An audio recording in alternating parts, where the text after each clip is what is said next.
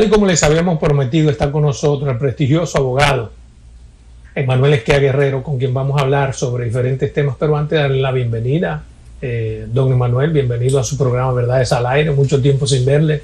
Sí, muchas gracias Adolfo. Tú sabes que me satisface a mí bastante estar aquí compartiendo contigo.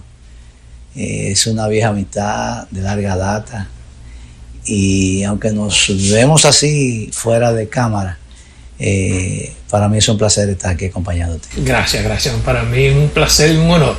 Don Emanuel, quisiera comenzar de inmediato preguntándole su valoración sobre los resultados del informe jurídico que usted preparó respecto a una encomienda que le hizo el presidente de la República. Mira, el presidente en su discurso del día 27 de febrero, si mal no recuerdo, ¿fue el 27 de febrero? Sí, 27 de febrero. Hizo alusión a la contratación de las carreteras que se han denominado Autopista del Nordeste y Boulevard Turístico del Atlántico. Y yo recibí el encargo de hacer un estudio de esos contratos, porque hay un contrato escrito y otro no escrito. El primero corre. Ese encargo fue gratuito, perdóname. ¿Perdón? ¿Fue gratuito ese encargo? No he pasado factura todavía. Ok, pero no fue gratuito. No he pasado factura todavía. Bien. Eso no se ha hablado. Ok. Entonces, yo rendí un informe el 20 de julio pasado y las conclusiones de ese informe ya se han conocido a través de la prensa, pero te puedo resumir. Mi conclusión fue sugiriéndole al gobierno que enviara ese expediente al Ministerio Público, porque en mi criterio se habían cometido serias violaciones a la Constitución y a las leyes. ¿Cuáles fueron esas violaciones? Mira, la primera es que lamentablemente la violación comienza por parte del mismo propio gobierno, que suscribe un contrato con una sociedad en su momento inexistente. Se produce la firma de un contrato en el año 2001 con una compañía que no era tal, porque había estado ilegalmente constituida. Entonces, eso es la primera falla que hay de entrada. Y se supone que el gobierno debió saberlo. Sí, todo se supone. Entonces, ese contrato, independientemente de esa firma un tanto cuestionable, era el producto de, según dice el mismo contrato, de un concurso, de una licitación que se había hecho, que comenzó en el 98, siguió en el 99 y concluyó en el 2001 con esa firma de ese contrato. Ahí hubo serias anomalías, porque el contrato habla de una licitación que se hizo en el 98 y el 99, pero las condiciones del contrato son diferentes a las que estaban en el pliego de condiciones de ese concurso. Total, absoluto. Para ponerte un caso, en el año 98 se hace una licitación para la construcción de 4 tramos carreteros que van desde la autopista de las Américas hasta 64 kilómetros hacia Rincón de Molinillo, no llegando a Rincón de Molinillo, hacia Rincón de Molinillo. Ese fue el concurso que se hizo en el 98. Pero ese concurso no concluyó. Y luego en el 99, un año después, se dice que el mismo concurso continúa, pero esta vez se le añade un tramo de carretera cuya extensión es de 125 kilómetros. No es el mismo concurso ya. Uno es 64, otro es 125 kilómetros. Pero además, el primero hablaba solamente de la construcción de un tramo de carretera, el segundo habla ya del financiamiento de 125 kilómetros. Entonces no es el mismo concurso. Entonces no son las mismas condiciones. Sin embargo, en el contrato se dice que es sobre la base de ese concurso. Pero no obstante eso, cuando se firma el contrato, no solamente se comete un error, vamos a llamarle así, un dolo, yo diría, una violación a la ley, una falsedad, sino que este contrato ya contiene construcción, financiamiento y concesión, algo que no estaba en el concurso. Es decir, que se hizo un contrato sin concurso previo. Sí. Entonces, ese contrato tiene serias anomalías, tiene serias irregularidades, un desequilibrio completo. Pero lo hizo la autoridad, digamos, que tenía las competencias jurídicas para hacer. ¿Cómo podría de repente el Estado, el gobierno, asumir esa carretera como sí y no. Porque te puedo decir que ese primer contrato lo suscribieron las autoridades de obras públicas con un poder del presidente y fue al Congreso. Y el Congreso conoció y aprobó ese contrato. Sin embargo, el Congreso violó la Constitución ahí. ¿En qué aspecto? Porque la Constitución señala que el Congreso no puede aprobar actos del Poder Ejecutivo que sean contrarios a la ley. Y ese contrato era contrario a la ley porque la ley exigía un concurso. Entonces un contrato que fue aprobado por el Congreso violando la ley, hay creo que un artículo 129 de la actual Constitución y de esa época era la Constitución del 94. No recuerdo el artículo 64, no recuerdo, establecía la obligación del Congreso Nacional o el impedimento al Congreso Nacional de aprobar contratos que violaran la ley. Es obvio que hay varias violaciones legales y administrativas, pero por parte del propio gobierno. Y constitucional. Sí, pero básicamente se nota cuando uno lee el contrato que esas violaciones fueron propiciadas por las autoridades del gobierno. Sí, consecuentemente, nadie puede prevalerse de su propia falta para alegar la destrucción de un contrato. ¿Cómo podría? No, eso es un criterio equivocado. El argumento tuyo de que como fue el gobierno no puede invocar eso es falso. Te voy a poner un ejemplo que aclara la situación. El Congreso Nacional aprueba leyes, sí, claro, y el Tribunal Constitucional las anula. ¿Es el mismo gobierno? Son diferentes estados. El mismo estado, no el mismo gobierno. El mismo estado, pero depende como tú lo quieras ver. Si tú quieres decir que el gobierno es el poder ejecutivo nada más, eso es otra cosa. Pero el gobierno se entiende, todo el estamento jurídico del país. Una cosa es, el Estado y el gobierno se confunden cuando se habla de estructuras administrativas, porque dentro del consenso de lo que es la administración pública, también están los tribunales, que son parte de la administración pública. Parte del Estado. Parte del Estado. No del gobierno. Bueno, por ejemplo, una decisión del Constitucional no atañe al gobierno. Si tú quieres, podemos entrar en esa discusión a fondo, pero insisto, en el lenguaje coloquial, en el lenguaje, diríamos, ordinario, cuando se habla de gobierno, se entiende que están comprendidas todas las estructuras del Estado. Bien, ¿qué podemos hacer ahora para desbaratar? Usted sugiere que el gobierno puede intervenir. Fíjate una cosa, pero quiero ser más específico. Muy bien. Si tú ves la Constitución, dice que el gobierno de la nación se divide en 3 poderes. No dice el gobierno del Estado. No dice el Estado se divide en 3 poderes. Dice el gobierno de la nación se divide en 3 poderes. Entonces, los 3 poderes son el gobierno, porque lo dice la Constitución. Entonces, creo que eso está bien aclarado ya. ¿Tú me decías ahora? Vamos a asumir que haya posibilidades. ¿Qué hacer? ¿Cómo hacer eso? ¿Cómo materializar lo que usted propone en su informe? Que el gobierno asuma yo propuse que ese expediente fuera al Ministerio Público. El Ministerio Público abriera entonces un expediente para hacer una investigación, porque el caso mío, por ejemplo, yo no tenía facultad, ni lo pretendía tampoco, llegar a la parte de que pudiera hacer una investigación desde el punto de vista penal, porque eso no me corresponde a mí, pero sí le corresponde al Ministerio Público.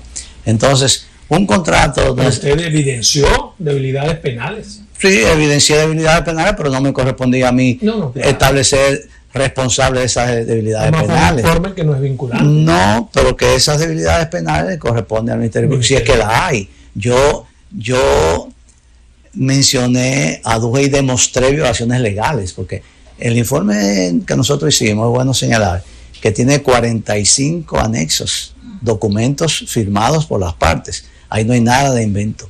Todo lo que existe en el informe está corroborado por los documentos del lugar. E inclusive hay documentos que no se anexaron porque no venían al caso, pero hay cosas peores. si el Ministerio Público le metiera el bisturí a ese expediente, encontraría cosas peores de las que yo digo en mi informe, porque no lo puedo decir porque son de carácter penal y a mí no me correspondía. Entonces, pero fíjate, cuando se cometen violaciones a las leyes, yo me resisto a pensar que esas violaciones son gratuitas. Se presume que ahí hay algún interés, entonces ese interés le corresponde al Ministerio Público determinarlo. ¿Quiénes se beneficiaron de esas violaciones legales? Mientras tanto, ¿podría el Estado, el gobierno, asumir la directriz? Sí, yo recomendaba que se enviara. Perdóneme, que el gobierno asuma la carretera sin que haya una decisión del tribunal. Por eso mi recomendación era que se enviara el expediente al Ministerio Público. El Ministerio Público podía solicitar al juez de instrucción una medida, una medida de incautación, una medida tendente a preservar los bienes que son objeto de cuestionamiento, y entonces el Estado, el juez podía decir que el Estado se hiciera cargo y ocupara esos bienes, tanto muebles como inmuebles que están. ¿Se midió la consecuencia jurídica a nivel internacional que eso podría acarrear? O sea, la decisión que usted sugiere. Mira, por encima de las consecuencias jurídicas están las consecuencias, diríamos, legales, y más que jurídicas, legales, están las consecuencias de la moralidad pública. Entonces, un Estado no puede, bajo el pretexto de que ese contrato está bien amarrado legalmente, hacerse connivente ni apañar esa situación, porque eso es un mal ejemplo, ¿entiende? Entonces estaríamos nosotros validando situaciones invalidables. Usted fue puesto allí precisamente por sus condiciones morales y por sus conocimientos legales. Y más por lo segundo que por lo primero. Exactamente, y bueno, lo digo yo. Para mí usted tiene todos los conocimientos en los dos ámbitos que yo quiero destacar. Te lo agradezco. Y el presidente de la República, que es un hombre inteligente, puso a Emanuel, no fue a lo loco. Pero los resultados de las investigaciones de Emanuel parece no serán tomados en cuenta. ¿Qué le parece? No sé, no te podría decir, porque fíjate, en mi informe yo fui muy claro. Yo señalé mi criterio y señalé al mismo tiempo, indiqué que si por razones atendibles el gobierno entendía que debía de negociar eso, pues estaba no era yo quien podía oponerme, y además es su derecho también. Y le señalaba cuál era el procedimiento para una negociación. ¿Cuál es el procedimiento para negociar? Bueno, el contrato establece que hay un proceso de amigable, composición amigable. Si hay diferencias, nos ponemos de acuerdo amigablemente. Si no, devolver parte de lo que han robado. Bueno, no sé, las diferencias se pueden dirimir conversando entre las personas, ¿verdad? Entre los co-contratantes en este caso. Si esa parte no era exitosa, entonces había una parte de un amigable componedor, recorría a un tercero que sirviera de intermediario, y si no, entonces estaba el arbitraje. Entonces, un expediente como ese, tú lo podrás llevar a cualquier tribunal de arbitraje del mundo, y de que tú le señales las violaciones de carácter penal que tiene ese contrato, no creo que haya árbitro del mundo que se resista a reconocerlo. Entonces la mejor opción para el Estado es no negociar, sino llevarlo. Bueno, pero es una decisión política que no, pero yo le pregunto a usted. No, esa es una decisión política.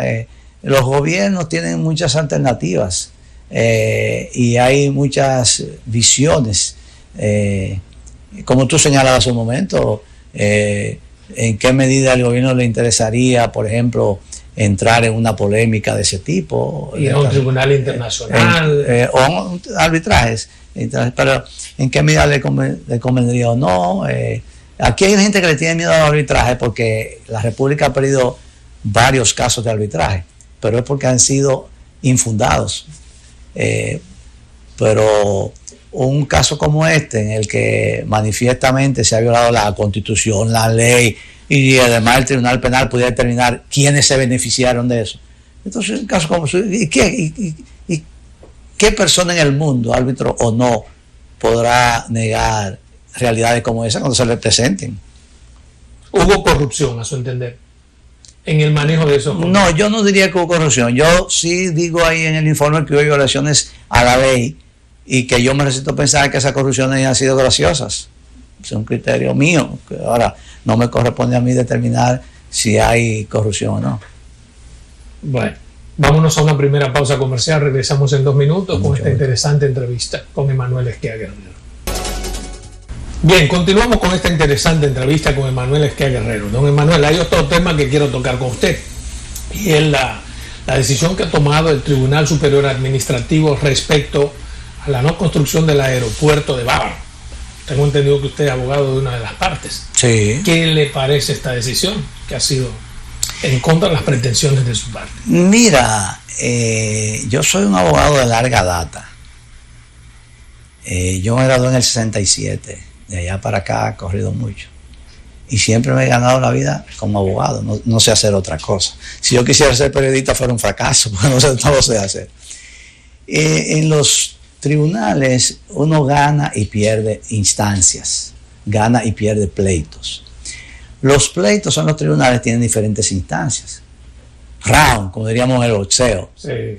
Entonces, ciertamente hubo una primera decisión muy lamentable. Me da pena que esos jueces hayan tomado una decisión como esa. ¿Por qué? Bueno, porque esa decisión contraviene principios elementales del derecho constitucional y del derecho dominicano. ¿Cuál es el principio? Por ejemplo, ¿tú te imaginas que el Tribunal Constitucional haya en reiteradas ocasiones establecido el principio del respeto a los derechos adquiridos, que lo dice la Constitución? La misma ley dispone que los actos administrativos, hasta que no sean declarados nulos por un tribunal, no dejan de tener vigencia y validez. Sin embargo, el director de aviación del Instituto de Aviación Civil Sí. suspendió un acto administrativo unilateralmente. Pero se supone que ese acto administrativo había sido otorgado de forma irregular. Es que aunque hubiera sido de forma irregular, él no puede alegar su propia parte. No, que él no tiene facultad para eso, se lo corresponde al tribunal. Bueno, O sea, el artículo 45 de la ley 107-3. Sí, mira, el país está organizado en estructuras administrativas y una de ellas es el Poder Judicial. Entonces, la administración no puede actuar usurpando las funciones que corresponden al Poder Judicial. Entonces, y sobre todo cuando la misma ley lo dispone. Entonces, eso es muy sencillo. Entonces, el director del Instituto de Aviación Civil tomó una decisión suspendiendo un acto administrativo favorable de manera unilateral. Entonces, pero el fundamento, porque el fundamento no, pero es que no tiene fundamento. Es como que yo maté a uno y tú me condenes, tú no tienes facultad para condenarme. Yo lo maté. Yo soy un asesino, pero tú no tienes calidad para condenarme. Lo que hace esa institución del Estado es elevar un recurso de lesividad y ustedes lo que solicitaron fue una excepción de nulidad. No hay recurso de lesividad. Hay declaratoria de lesividad. Esa es una resolución que puede dictar la administración, pero quedarse ahí. Puede declarar lesivo un acto administrativo y entonces tiene que llevarlo al tribunal administrativo para que el tribunal administrativo decida si ese acto administrativo que fue declarado lesivo tiene fundamento o no. Y ese ha sido el fallo del Tribunal Superior Administrativo. Él acoge el recurso de lesividad. Pero un recurso de lesividad que falla a favor. Que violó la ley y la Constitución y los principios constitucionales, porque ese recurso de lesividad fue proclamando lesivo un acto administrativo favorable y al mismo tiempo que declaró lesivo ese acto administrativo favorable, suspendió el acto administrativo y no puede suspenderlo porque eso le corresponde al tribunal. Entonces el director de Aviación Civil violó la ley, la Constitución y los principios constitucionales. Lo que usted dice se supone que también lo saben los jueces de ese tribunal. Por eso me lamenté que esos jueces dictaran esa sentencia. ¿Qué usted cree que primó entonces? Para que ellos, sabiendo... los jueces no son infalibles, los jueces se equivocan también. No, mira, aquí hay gente que creen que cuando un juez te falla en contra, se vendió. Yo no creo eso. Yo no creo eso porque si no, yo no hubiera ejercido la profesión. A mí me fallaron en contra tantas veces. Una vez más. Una vez más. No, porque para eso el sistema judicial del mundo entero establece los recursos. Entonces, este caso lo conocieron 3 jueces, 3 honorables jueces, no tengo nada contra ellos, creo que hicieron su papel. En mi criterio, fallaron mal. Bueno, pero ese es mi criterio, el de ellos es otro. Entonces, abriremos a la Suprema Corte de Justicia. La Suprema Corte de Justicia tendrá que conocer de esa sentencia y tendrá que casarla o validarla. Ya veremos. ¿Cuándo irá por ante la Suprema Corte? Estamos preparando el recurso. La semana que viene vamos a depositarlo y entonces la Suprema Corte de Justicia es muy lenta aquí porque tiene mucho trabajo, pero esperamos que se resuelva lo antes posible y esperamos ganar también esa instancia. Cuando den la sentencia quiero que tú me entrevistes nuevamente para que hablemos de ese fallo. Eso es un trato, ¿eh? Ok, un trato. Mire, Manuel, hablando de justicia, su valoración sobre la justicia, la forma en que se ha manejado el Ministerio Público en este proceso, en este gobierno, ¿cómo usted la valora? Mira, yo no puedo hablar mal de la justicia porque yo estaría hablando mal. Pero te estoy dando una respuesta. Sí, okay. Entonces, te digo que yo no puedo hablar mal de la justicia porque estaría hablando mal de mí mismo, porque yo soy parte de la justicia. Yo me gano la vida en los tribunales. O sea, la justicia no solamente son los jueces, también los abogados formamos parte de la justicia. Mira, la justicia ha tenido muchos fallos tradicionalmente en la República Dominicana, pero hemos ido avanzando.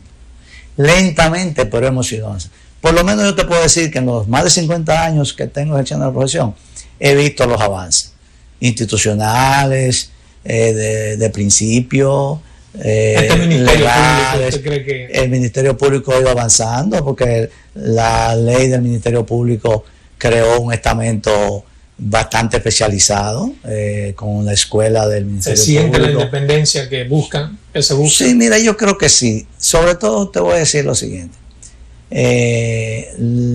Yo al principio, y esa es una confesión que hago, pensé que el gobierno no había actuado de manera, diríamos, políticamente correcta cuando se abstuvo de manejar el Ministerio Público. Ese era mi criterio porque yo decía, y lo llegué a decir en un programa de televisión, y bueno, pero el Ministerio Público es el brazo de persecución del delito que tiene el Poder Ejecutivo. Claro. Y entonces produce una acusación ante los tribunales deciden. Entonces el hecho de liberarse, de desprenderse de esa posibilidad, eso pudiera no ser conveniente. Sin embargo, los hechos, y debo admitirlo, han demostrado que fue una decisión correcta. Yo creo que fue correcta la decisión.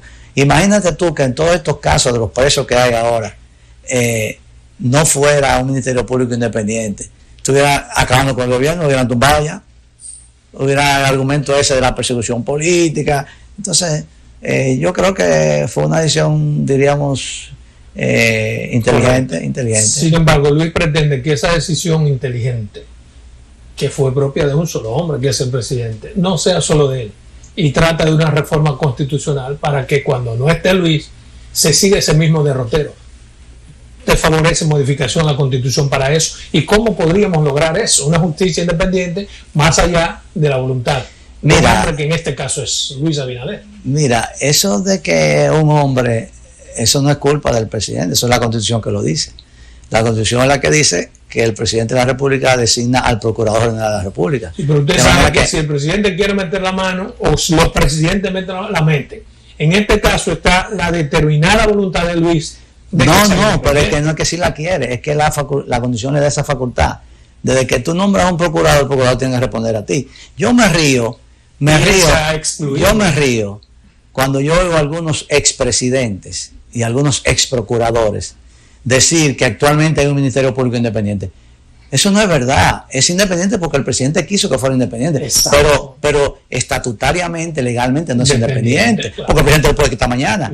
Entonces una persona que tú puedes quitarla cuando te dé la gana no es independiente, depende de ti. Sí. Es independiente porque el presidente quiere que sea independiente.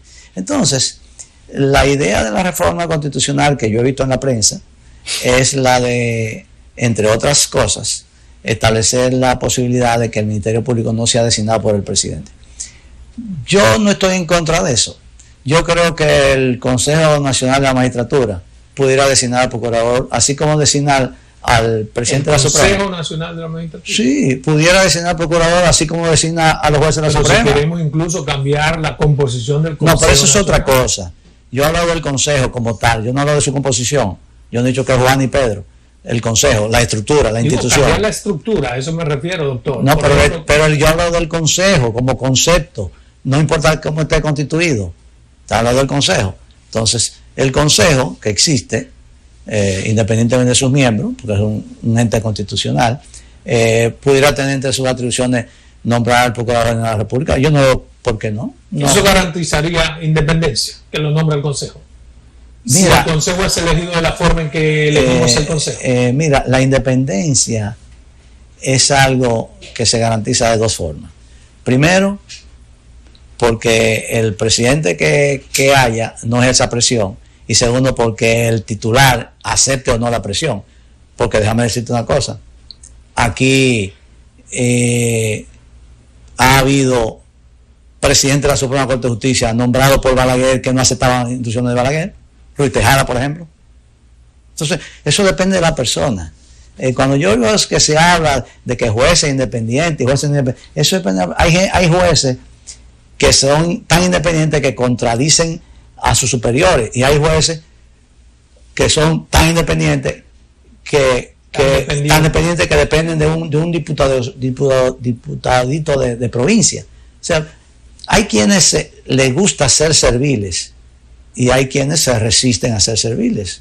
Hay gente que no son incondicionales. Entonces, ahí hay que tener mucho en cuenta la personalidad, el carácter, las condiciones de la persona, independientemente de quién lo designe o no. Y cuando no se quiere hacer la cosa correcta, entonces se busca un sin carácter. Para que... A veces, o uno con carácter que sea amigo tuyo.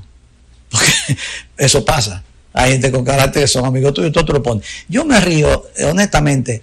Mira, la justicia ha avanzado mucho. Eso no hay duda. Como te decía, institucionalmente, los mismos jueces también han tenido más conciencia de su papel. Pero a veces yo veo algunas manifestaciones de gente que cuando les tocó hacerlo no lo hicieron bien. Entonces ahora quieren... Te voy a poner un caso. De Leonel Fernández, por ejemplo, con quien yo tengo una amistad personal, pero políticamente tenemos diferencias. Yo veo a Leonel Fernández diciendo que no hay que modificar la Constitución porque tal como está, el Ministerio Público es independiente. Eso no es verdad, y él lo sabe que no es verdad. Porque si el presidente puede quitarlo o ponerlo, no es independiente. Pero él no quiere que toquen la Constitución porque él tiene el temor de que si se toca la Constitución rehabiliten a Danilo, y ese es su gran miedo. ¿Usted cree? Y yo estoy de acuerdo con que rehabiliten a Danilo. ¿Y por qué? Porque yo creo que es una injusticia, y lo dije en una oportunidad, yo creo que es una injusticia que Leonel Fernández, que fue presidente 3 veces, pueda ser presidente otra vez, y Danilo, que fue presidente 2 veces, no puede hacerlo. Eso es injusto. ¿Por una injusticia o una casualidad? Porque en un momento dado la Constitución favorece en un momento no. No, la justicia no depende de textos. La justicia es un concepto de igualdad, de equidad. Hubo un antes y un después, a ver si le entiendo. En el momento en que le tocó a Danilo se estableció 2 periodos sin nada y nunca más. Cuando Leonel aspiraba, no estaba establecido así. Oye, yo no quiero centrar la discusión entre Leonel y Danilo porque a mí me son indiferentes los dos. Pero el punto es que yo particularmente quiero, y eso lo ratifico, creo que es una injusticia que yo pueda ser 4 veces presidente y que tú no puedas ser 3. Yo creo que eso es una iniquidad. Pero eso es mi criterio. Ahora, y eso no es un criterio para tomar en cuenta el antes y un después. No, es que la justicia no es así de antes y después. Ortega dijo él que yo soy yo y mis circunstancias. La justicia no tiene circunstancias, la justicia es justicia. Por eso tiene una venda. Me refiero a que si Leonel fuera el presidente en el momento que se tomó la decisión respecto a Danilo, fuera presidente más. La justicia no se valora en función de circunstancias, insisto. Bien, pero ¿usted cree que están dadas las condiciones para modificar la Constitución y beneficiar entonces a Danilo Medina? ¿Usted cree que haya un partido que se atreva? Mira, las condiciones para la Constitución es muy difícil que puedan lograrse, a menos que no haya un consenso de los partidos. ¿Cree que lo hay? Parece una circunstancia. No sé, porque yo no estoy en partido político. Tú sabes que yo no estoy en partido político. ¿Le gustaría que lo haya? Mira, a mí, te confieso, yo creo que hay cosas en la Constitución que deben ser arregladas, modificadas, organizadas. Pero si la quieren dejar así, hasta ahora la han modificado por conveniencias personales. Hipólito la modificó para reelegirse, Danilo la modificó para reelegirse. Entonces, no ha habido una modificación de la Constitución de 2010 con el exclusivo interés. Leonel la modificó para reelegirse, quiere decir. Te digo Danilo.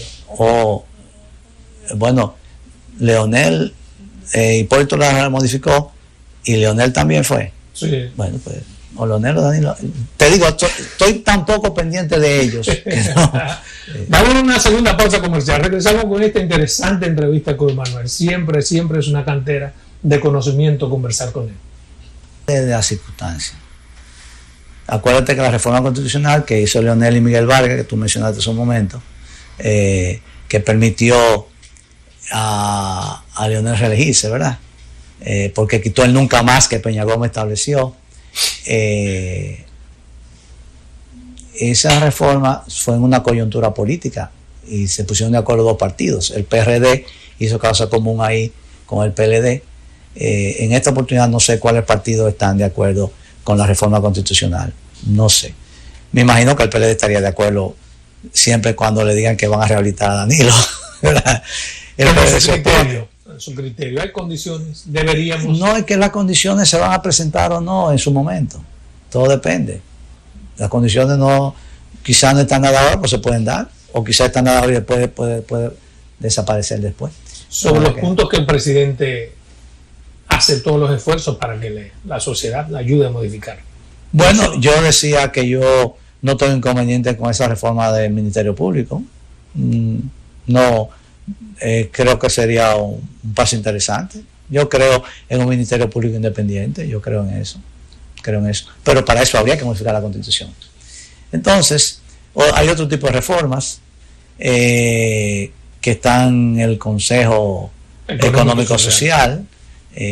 Por cierto, se reunió hace unos días. Y ahí se están planteando 13 o 14, no sé cuál. Una de ellas creo que es la reforma tributaria. No sé si se incluyó o sí, no. Algunos decían fiscal. Que sí, reforma fiscal. Sí. Ese es un tema sobre el cual yo tengo una opinión muy particular. ¿Cuál es? Yo creo que una reforma fiscal o tributaria, como se quiera llamar, tiene que ser tomada con mucho cuidado. Tiene que estudiarse muy bien. Porque esa reforma tributaria o fiscal no puede ser sobre la base de que se continúen algunos privilegios y sobre la base de que se agrave la situación de los más desposeídos. Entonces, si no es para equilibrar el pago de los impuestos, equilibrar quiere decir que todos paguemos, sí. Y para una mejor redistribución de la riqueza, eso hay que ver. Algunos privilegios, defíname algunos privilegios, ¿cuáles son? Bueno, la prensa dice todos los días que hay aquí gente que tiene privilegios, tiene exenciones. No, lo que tú quieres, yo te voy a narrar una anécdota. Yo no soy un hombre que tiene miedo de nada, porque yo no tengo intereses que defender de ninguna índole, ni los míos, porque no tengo ninguno. No, oye, pero te voy a decir una anécdota, oye. Goico Morales fue vicepresidente de Balaguer, y en un momento en que estaba difícil la cosa, la policía había matado a una gente, y entonces lo agarran a él, un periodista así como tú, valiente, y lo agarran. Vicepresidente, ¿qué usted dice sobre esos muertos que hubo? Sí, es una barbaridad, pero ¿usted está de acuerdo con que cambie el jefe de la policía? Dice, usted lo que quiere es que me coma el león. No, lo que pasa es que, mira, tú quieres trabajar con el yo he tenido no tengo ningún problema. A mí que me coma el león no te preocupes. No, pero tampoco es mi intención. Lo que pasa es que para mí las cosas dichas por usted no tienen el mismo valor a que la diga cualquiera. Entonces, algo dicho por Emmanuel. No, pero por ejemplo, yo te puedo decir, exacto. Aquí se ha hablado mucho de que hay exenciones del combustible para algunas empresas. Yo creo que eso no es correcto. Mira, yo soy partidario, yo soy un pro empresario. Yo soy partidario de la empresa, soy partidario del capitalismo, soy partidario de la creación de empleo, de la inversión pública, privada, todo lo que sea resolver el problema de la gente, yo estoy de acuerdo. Ahora, Yo no creo que es una buena política, y no es de este gobierno, eso viene de antaño, que es una buena política favorecer determinado sector de la inversión en el interés de desarrollarlo en detrimento de los más pobres. No me parece eso. No estoy de acuerdo. Sobre quitar las excepciones, por ejemplo, las exoneraciones. Por ejemplo, aquí se habla, aquí se habla de aumentar el ITEVI y de universalizar el ITEVI. Oye, yo estoy de acuerdo que eso se haga si todos pagamos ITEVI. Pero te voy a poner un ejemplo. Oye, qué sencillo. Tú tienes una compañía, una empresa. Sí, de comunicación. Ok, que es una separada, o SA, o SRL, lo que sea. SRL. Yo creo que tú sepas que cuando tú agarras un pasaje para Hollywood, a verte con Marilyn Monroe, y compras el pasaje por esa empresa, no pagas ITEVI. Lo paga y lo puede compensar. Pero cuando Salomón va a Hollywood, paga ITEVI y no lo puede compensar. ¿Tú crees que eso es justo? No. Entonces, esos son los desequilibrios que yo me refiero. Estamos atacando hoy en día, me refiero a los medios de comunicación, los privilegios irritantes que tienen los legisladores de dos exoneraciones. ¿Qué le parece? Mira, yo te puedo hacer la historia de las dos exoneraciones si tuviéramos tiempo. En otro programa, si tú crees, yo te la hago, con mucho gusto. Tendremos que tener 3 programas. Bueno, pues 3 programas. Porque yo participé en esa ley de la doble exoneración. ¿Y la favoreció? Te voy a explicar la situación, si te la puedo explicar. Hubo un diputado, cuando yo fui diputado, teníamos una exoneración en el 86, y a un diputado le quemaron el carro, los estudiantes de la UAS, que vivía cerca de la UAS. Sí. Entonces, una comisión de legisladores fue donde Balaguer a pedirle que le dieran una exoneración a ese diputado, y me parecía justo, ¿verdad? Inclusive fueron los estudiantes de la UAS que quemaron el carro, me recuerdo yo un carro Cadillac, a Willy Álvarez fue. Entonces, Balaguer le dijo, no, pero ustedes me están pidiendo a mí que yo dé una exoneración. Hagan ustedes la ley, ustedes son los que tienen la ley en la mano. Balaguer de sabio. Entonces los legisladores hicieron una ley. Una ley. Legislaron para su propio beneficio. Sí, porque la ley la hacen los legisladores. Pero oye, eso no estaba todavía en la Constitución en esa época. Pero oye, entonces hicieron una ley y se la dieron a y Balaguer dijo, no, pero ustedes no dicen que vehículo para campaña, pero ustedes están... No pongan G ahí.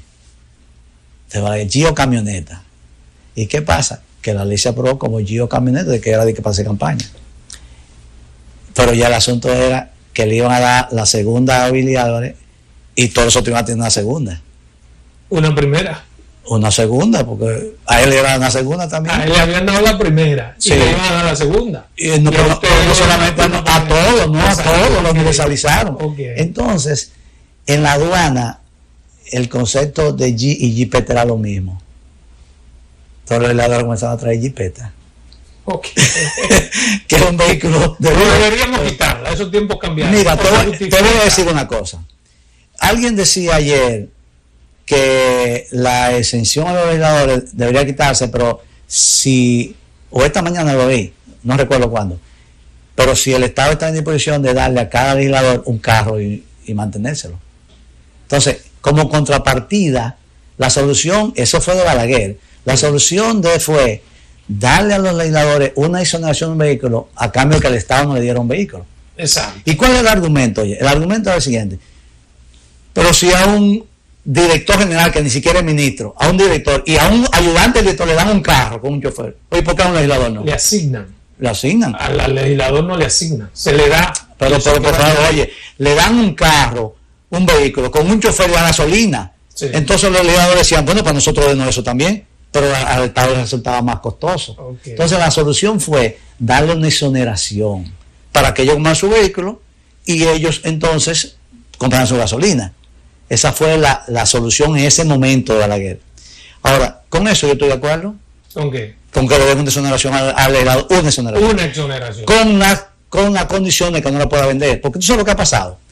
Que las leches no se pueden vender. Pero, mira, lo que ha pasado es que matan la gallina de los huevos de oro, como dicen. Yo estoy de acuerdo con que le den una exoneración, pero que se aplica a ley que no se puede vender sino después de 2 años. La ley dice que no se puede vender sino de 2 años. No me gusta hablar de mí, pero yo te puedo decir, yo tuve mi exoneración como diputado, pero yo no la vendí. Yo usé mi vehículo, yo compré uno a mi mujer y compré yo uno.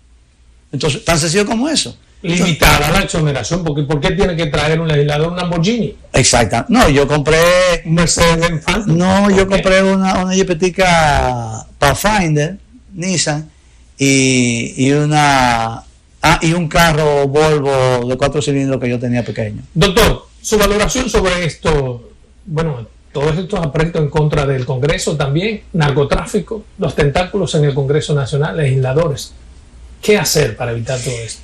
Mira, he leído que se le quiere echar la culpa a la Junta Central Electoral. Yo no estoy de acuerdo. La culpa es de los partidos. ¿Por qué? Porque los partidos son los que tienen que saber escoger a quienes presentan como candidatos. Bueno, basta con que tú lleves una declaración. No basta nada, aquí todo el mundo se conoce. Todo el mundo se conoce aquí. Hasta los que no estamos en los partidos sabemos quiénes son los candidatos. O sea, que los partidos saben de antemano cuáles son. Pero claro que lo saben. Pero además hay el muestreo. Oye, aquí el problema es el siguiente, que queremos mirar para otro lado. Yo te veo a ti en un Lamborghini y yo te paro, yo soy la autoridad, y yo te paro, ven acá, tú sacaste ese Lamborghini. Explícame eso. Vamos a ver tu hoja de la renta, vamos a ver tu renta. Vamos a ver tu renta, a ver, ¿cuánto tú te ganaste en estos 10 años? Pero además es muy sencillo, ¿por qué esos vehículos vienen a nombre de un legislador? No hacen el cambio de matrícula y paran un Lamborghini y está el nombre del diputado Pedro Pérez. Digo, no sé si es un diputado, que me disculpe si es ese nombre, o Juan de los Palotes, qué sé yo. Entonces, a ese Juan de los Palotes hay que llamarlo porque está hablando la ley. Entonces, esos son los que quieren que cambiemos este clima de delincuencia y criminalidad que nos asocia. Cuando de alguna manera estamos contribuyendo con eso. Mira, el problema dominicano y mundial y de la humanidad es que todo el mundo quiere aplicar la ley al otro, pero no se lo aplica a sí mismo. Don Rafael Herrera, que en paz descanse, escribió una vez un editorial muy significativo, que nunca lo voy a olvidar. Decía que todo dominicano tiene un corrupto favorito. Es decir, el amigo mío no es corrupto, ese no es narcotraficante, ese no es ladrón, ese no es... No, pero que es amigo mío. Pero el otro, que no es... ese, no. ¿Qué hacer para que cambiemos ese estatus quo? Tenemos que comenzar cambiando nosotros mismos. No, me refiero a los partidos políticos. Usted dice que los partidos políticos son responsables de esa droga. Los partidos políticos, el pueblo tiene que tomarle en cuenta eso. Y además, de alguna manera, también, cuando eso suceda, fíjate el caso, por ejemplo. Ahora mismo hay 2 legisladores, 2 o 3, no sé cuántos, que están incriminados. 5 en total. Sí. Le ha levantado la inmunidad eso el Congreso, la Cámara. Congreso. ¿Qué significa eso? Lo ha destituido, le ha hecho un juicio disciplinario. Pero por favor, oye, ser legislador, ser funcionario público, supone que tú eres un modelo, porque tú eres el que va a dirigir el país. Entonces hay gente que no son modelos y quieren dirigir el país. No, eso no se puede. Ese es el problema. Su valoración sobre los actos de delincuencia y criminalidad que están afectando el país en estos momentos, muchos escarceos. ¿Qué pasa? ¿Tú quieres que yo te diga? Sí, señor. Mira,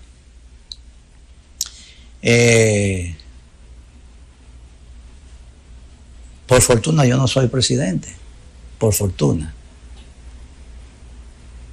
Yo creo que aquí hace falta un poco de sanción. Por ejemplo, si yo hubiera sido el que tuviera que tomar la decisión, oye, en Boca Chica se van el raso, el cabo, el teniente, el capitán, el coronel, hasta el jefe de la policía se va. No podemos seguir en esto. Todos los días un policía mata a uno. Provocado no, yo no sé, pero tiene que haber una otra mentalidad. Tiene que haber tolerancia, tiene que haber aplicación de la ley, tiene que haber mecanismo. ¿Cómo hace que porque tú violas la ley te maten? Eso no es así. Entonces, tiene que haber algún tipo de disciplina. Y yo hasta puse un par de estudios allá. Tiene que haber un tipo de disciplina en la policía. Usted puso un tuit en el que sugiere que los policías sean recogidos y llevados a la policía, o sea, a los funcionarios que tienen demasiado policía, todo el mundo. Yo puse un tuit diciendo que debía hacerse un censo, ubicar a cada policía, cuál es el servicio que prestan y eliminar eso de que... ¿Tú quieres que te diga? Mira, aquí vino a esta oficina, aquí. Vino un ex coronel de la policía y me dijo que cuando cada general de la policía se va, se lleva 5 hombres. 5, y es verdad. Pero 5 para que le laven el carro, para que le cuiden el perro, para que le hagan la compra. Eso y a veces le manda al compadre un tal de choferes. ¿Pero y eso? ¿En qué país del mundo sabe eso? En ningún país. Aquí nada más. Y en los países de verdad. Entonces eso es un sistema. Es un sistema. Pero así no puede ser. Por lo general, los coroneles enganchan a sus hijos también y se los cargan ellos mismos. Entonces eso no puede ser. Que ese hijo que él se cargó compite contra un muchacho que vino de Pedernales a hacer provisiones. Sí. Y al cabo de 5 años, ese hijo del general es porque fue a la universidad, se graduó, y el de Pedernales sigue siendo un raso porque no le dieron oportunidad. Así mismo. El problema es que tenemos que crear conciencia a todos los niveles. ¿En qué está Emanuel Esquea políticamente? ¿En qué? ¿En qué está Emanuel Esquea? En mi oficina. O sea, no va a activar en política. No, yo tengo 77 años ya. Pero una pérdida para el país. Que alguien como usted está en el Congreso Nacional, por ejemplo. No, yo tuve 8 años en el Congreso. Por eso mismo, por su papel. A mí me regalan un puesto en el Congreso. Yo lo rechacé. En 2 oportunidades rechacé la senaduría. Pero hoy en día a mí me regalan cualquier cargo y no me interesa. ¿Y la consultoría? No, es que ya hay otros. El relevo tiene que darse. Aquí hay mucha gente que predica, pero no da el ejemplo. No, que vengan los jóvenes. Yo creo que ahora hay oportunidad para los jóvenes que lo están haciendo bien. Se nos fue el tiempo, para mí un inmenso placer. Y ver que el tiempo es tan dictador cuando se trata de personas tan importantes. Pero invítame otra vez. Está invitado. Ante el país está invitado para otro. Soy Manuel Esquea. Gracias.